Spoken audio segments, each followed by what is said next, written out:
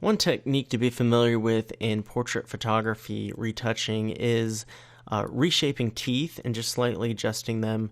So go ahead and open up smile.jpg, and these teeth look fine, but your client might want you to adjust their teeth just a little bit.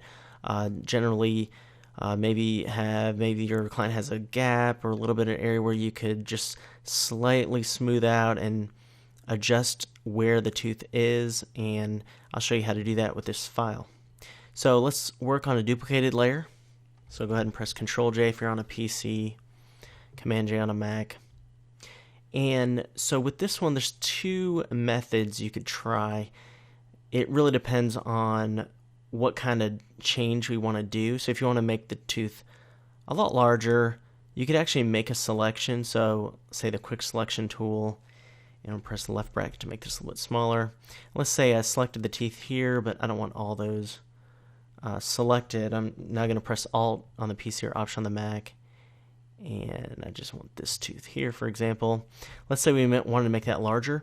You could just go to Edit, and then Free Transform, and just move it left or right, or make it just slightly bigger. There's a couple other options under there as well. I hit Escape so it wouldn't make the change. So I could go up to Edit, Transform. There's also Warp. Let me zoom in here to show you the detail.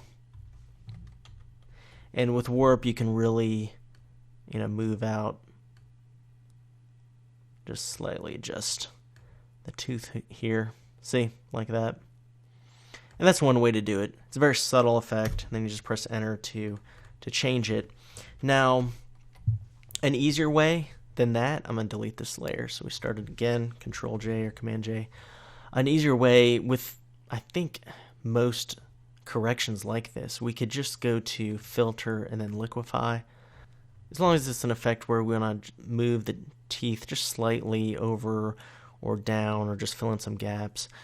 So with this Liquify tool, what we can do, we don't want this area down here to be affected. So you could click Advanced Mode and go to the Freeze Mask, left bracket to make this smaller, and just paint in here if you don't want that to be, oops, not all that. If you don't want that to be affected, for example. And then we can choose, the very top one is Forward Warp tool. And if I just click and drag here, it's going to bring that tooth.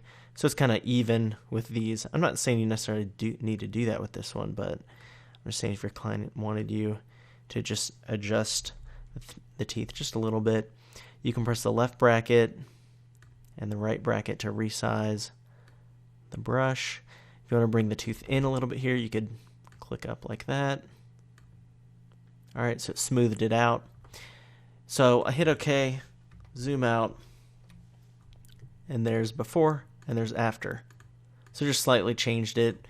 And these teeth are fine. I'm just using this as an example in case you have a client who does want a little bit of work done in Photoshop to readjusting and resizing the teeth.